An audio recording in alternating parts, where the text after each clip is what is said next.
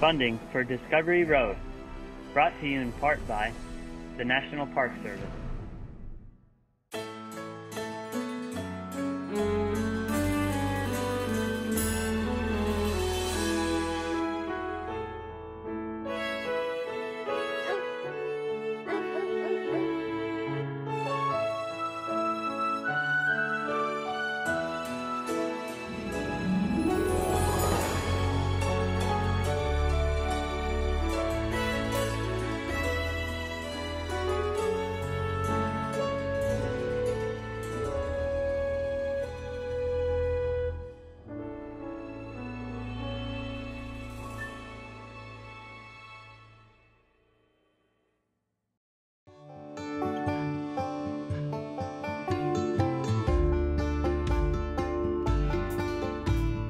Hello again, everyone. Welcome to another edition of Discovery Road. I'm James Nelson. In this episode, we're opening up the glove compartment, unfolding a map, then we're off on a search for motels, diners, and some pretty strange roadside automobile history. And oh yes, we're sending out a few postcards. Remember those? All aboard, people. We're cranking up the music. Doggone it, it's time for a road trip. Museums are loaded with long-ago road stories and adventure made possible by the automobile. But how it all started, and before it became a blue ribbon adventure and a postcard worth sending, the road stories were rough rides, filled with broken-down vehicles, stranded motorists, and costly dead-end journeys.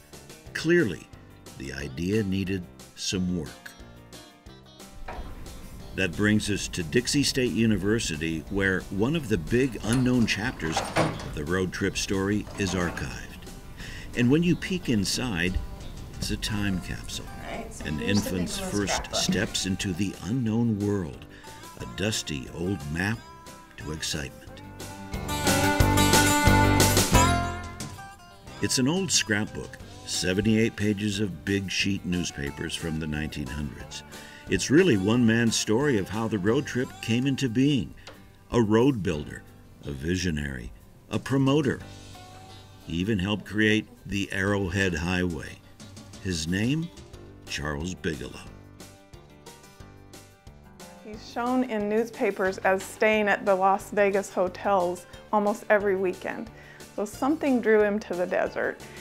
He gets one of the early cars. In 1908, he's reported to be exploring the roads in southern Utah. And from what I can tell, this was his passion for the rest of his life. He was a Midwesterner who came to the West and fell in love with the red rocks, like a lot of us do. Race cars had a hand in opening up the American West. They attracted a lot of attention, and Bigelow knew that. He raced from Los Angeles to Phoenix. From New York to Los Angeles, he raced wherever there was a race, earning the nickname Desert Rat. He even raced in the first ever Indianapolis 500. The high-profile, revved-up showcasing of automobile racing no doubt made the case for a coast-to-coast highway. But if the public was ever going to hit the road, the roads would have to be improved. And so he comes up with the idea each of us are gonna do our part. So he calls it a Good Roads Day. And then this was part of the bigger Good Roads movement in the country. And so what he organizes starts with college kids, which I think is a great idea. In the early days of Dixie College, I'm talking 1908 to 1912, he motivates these guys to go out there with their picks and shovels and level out the road in the tough parts. Bigelow was also a promoter of good roads. Using his own words, he'd pen grandiose stories about road trips he'd been on, inviting the reader to catch the spirit of traveling. He drove from town to town, rolling out the highway story like no one else could. He's really trying to get people to see that this is an unexplored wilderness and they should hurry and get there in their new car. So they're very beautiful. Each one of the newspapers that he saved is a real treasure. That brings us back to the bundle of good road things Bigelow left for all of us.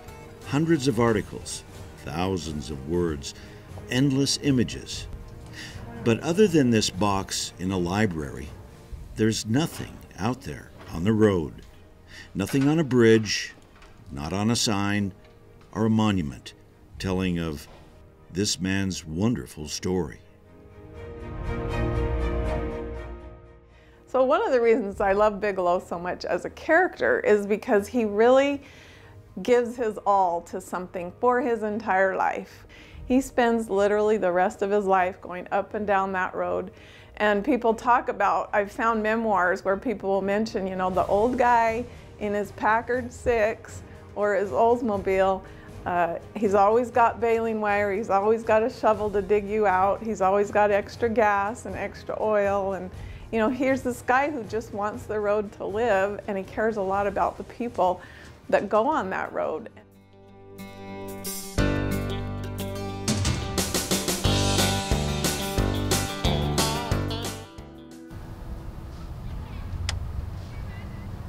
I don't know what it was specifically that drew me into 1953. I don't think it was the year so much as it was just that this car had kind of an iconic mid-century look. You know, that transition between the Aero sedan of the 1940s and the big chrome beast that you might see out of the 50s. It just seemed to capture it all. And Futuramic is a brand new word created to describe this brand new post-war General Motors car. Our trip back to the Futuramic shows the lifestyle John Clark is so enamored with. The big steering wheel, smooth, shiny chrome, and lots of knobs. Everything you find at the intersection of a road trip and automobile history. So this is a 1914 Model T, and I just loved old cars when I was a kid. I was really interested in old cars, and as I got older, I became more interested in the history surrounding cars. You might think this is a car museum, and it is, sort of.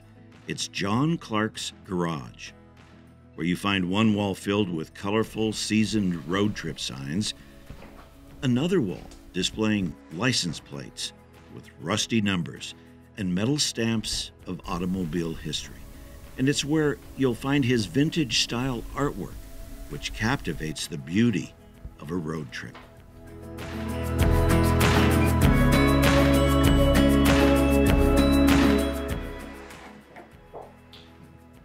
So here's a case where it's a local Utah National Park, Arches specifically. And again, you can see that there's just three colors in use in this poster. This bluish green color here, the salmon, and then the darker red, reddish brown. Most of the stuff that I do is centered around travel in the national parks or the scenic highways that you would drive in the park.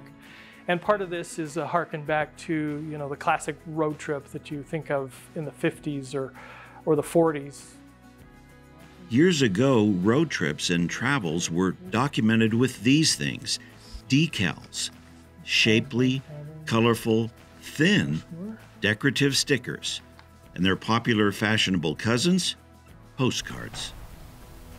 And finding this one was an inspiration for my own work on Mount Rainier.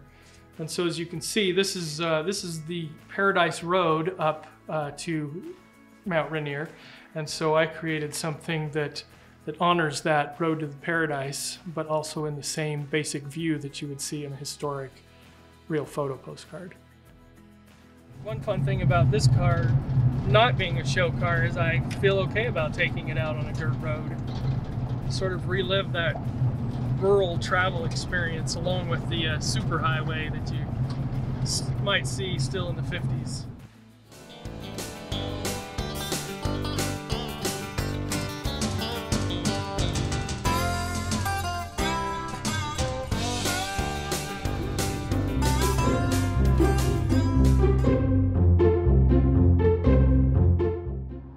Just down the road from Canyonlands National Park is a strange roadside story.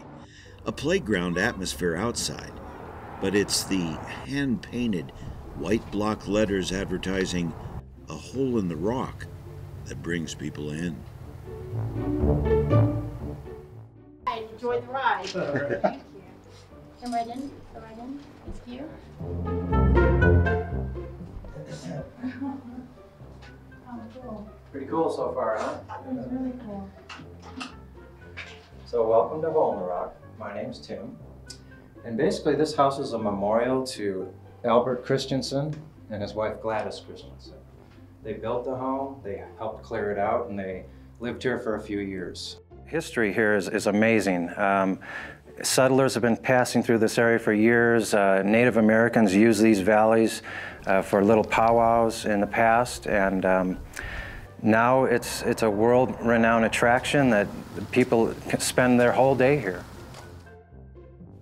It took Albert Christensen 22 years of his life drilling, hammering, and chiseling the massive rock in order to make enough space so his family could live in there year-round. Well, the temperature stays fairly consistent here between 65 and 72 degrees. There's really no need for a heat system or an air conditioning system. There's a limited ventilation system here.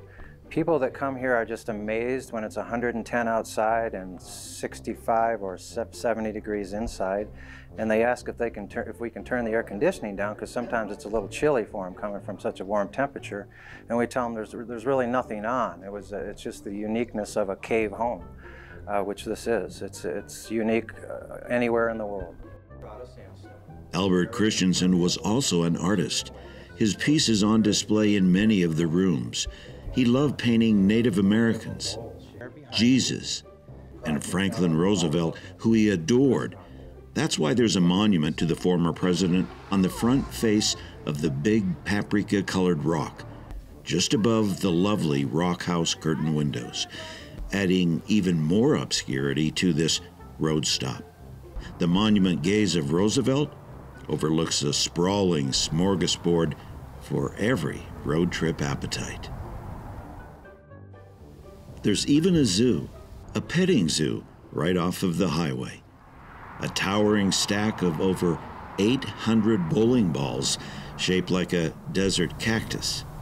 A neon sign telling of a long-ago roadside motel, and a Jeep made out of rust-colored wrenches, bolts, and license plates.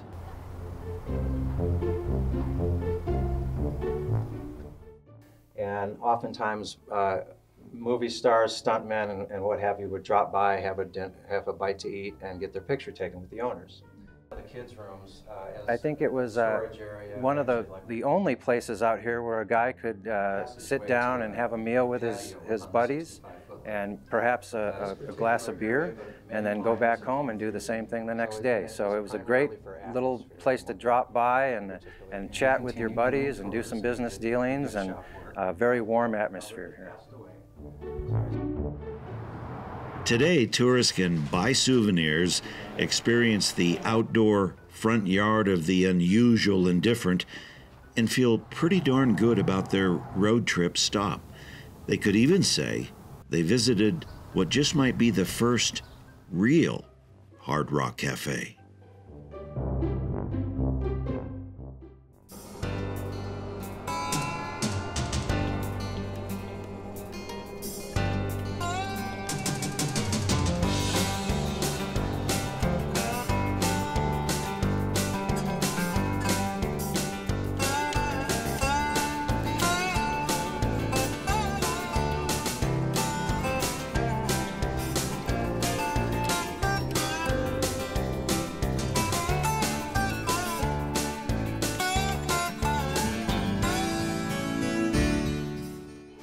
The Thomas grocery store has been closed for a long time, but there's a story inside we thought you should know about.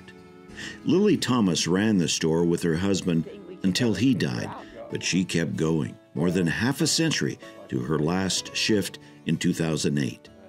We asked the current owner of the store if he'd unlock the place and show us around. Well, I believe it's very important to the people that live here and grew up and knew the lady and participated in the commerce back and forth, whatever they did. It's been my privilege, I say, that to have the opportunity to have been a steward of this for a short time. I believe in history. I like old buildings. I think we do too much to take old things down and replace them with new things that frankly aren't near as nice, but it's hard to stop progress sometimes. Disheveled and dusty, the store is still a fascinating roadside spot. You find a century-old handcrafted wood and glass cabinet. It's now empty, but imagine what was in there. Homemade signs for the hungry, still dangling from the ceiling. A favorite spot for kids where candy was sold for a penny. An old calendar, and there on a shelf, a lonely little clock, stopped and out of service. We found lots of old ledgers, all in Lily Thomas's handwriting. She loved keeping track of things, everything. She kept running notes on the weather, events and activities, and notable times like 1981, when President Ronald Reagan was shot. A view of the outside world passing by. From inside, a grocery store. This old video shows Lily in her later years in the store she loved so much. The shelves filled with all sorts of merchandise. Lots of things, everyday stuff for everyday people. A cozy, friendly place. I hope then altogether, with me taking care of it, I've spent 62 years and 5 months up here. We did. We started together, and we borrowed money from the Manti Bank. We didn't have much collateral, but we borrowed the money and built the store the same size. Everything is there that was built then, just like it looks today. It's all still old-fashioned. Yeah, it is. It's all original. Billy Thomas has lots of fond memories about growing up in his parents' grocery store. One he's held on to after all these years is his mother's 1970 Ford Bronco, the one customers would look for as they drove by on Highway 89, the sign that Lily was there and the store was open. That's right, you could get milk, bread, some canned goods, candy bars, even a hunting license. But the conversations, they were special. She enjoyed waiting on people. She enjoyed their friendship, their company, and that's one of the reasons that she was able to keep the store going as long as she did, is because of herself. Well, live my dream, because I always loved to do bookwork, books, and keep track of things and all of that. There's one more thing about Lily we discovered in these tattered, yellowed credit booklets, stacks of them, leftovers from customers who just needed some groceries or a tank of gasoline, stuff to keep a family going. But when they didn't have the money, Lily would write it up and carry the customer. A true neighborhood grocery store. All I have to do is dream, dream, dream, dream, dream, dream, dream.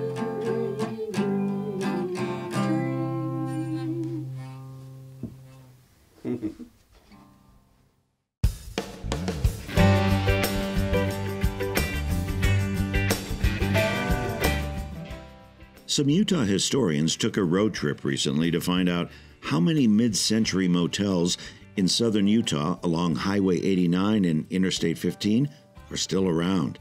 Their unofficial survey found that many had gone out of business. Some are still hanging on, like the Fillmore Motel and the yawning Pajama Man sign, but the busy days are absent. They got roads beyond roads. The roads got so big that they actually became interstates, and they passed a lot of them by. And they got big companies coming in and building big motels and chains and Holiday Inns, and that just really challenged the mom and pops. So sadly, a lot of them closed in the 80s and 90s and the late part of the 20th century.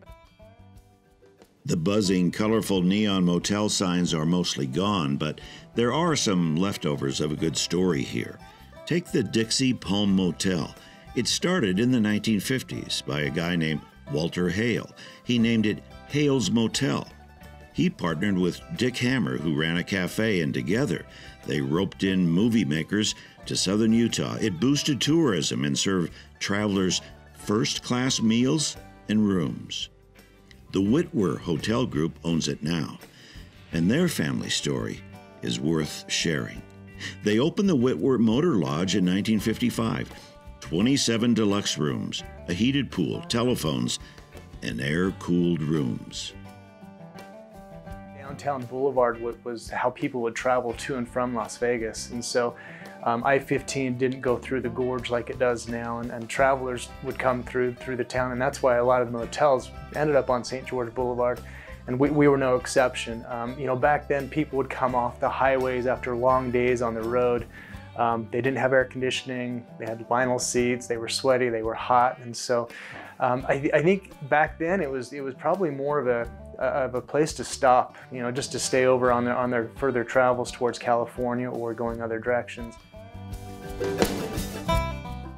The Whitwer family stamp on early motels and tourism in southern Utah goes way back. It's an important part of Utah's road story.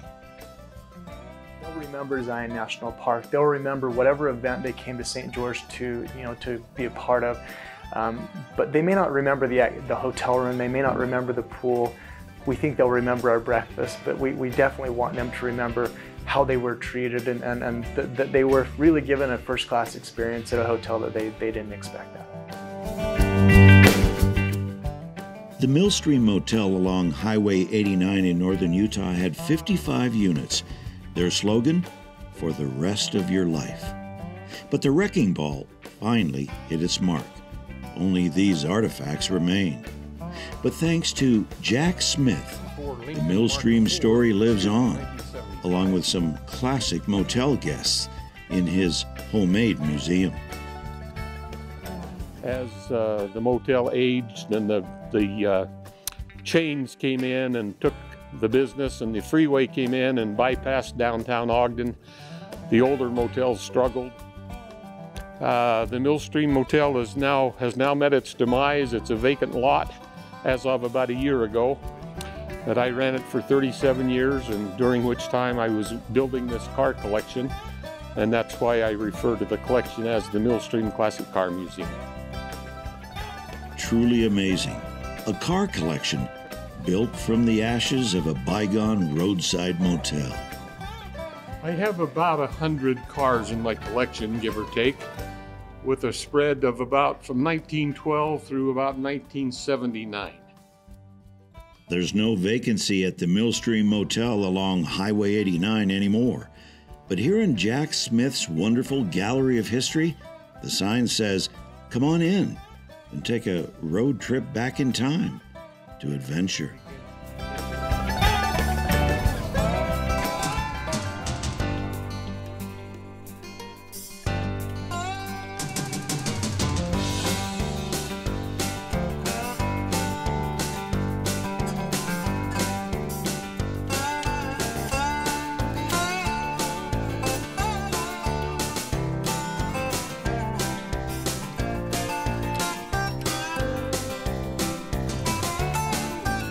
As cars attracted more and more attention with bold new designs, comfort, and class, it didn't take long for the curtain to lift on the car show.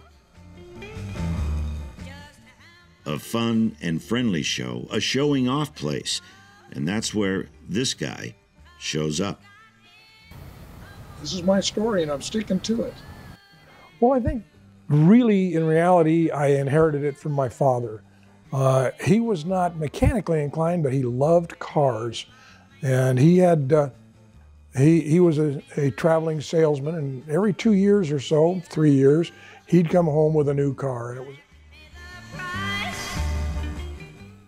Mike McFarland loves car shows, road trips, and reaching car lovers around the world through his internet blog.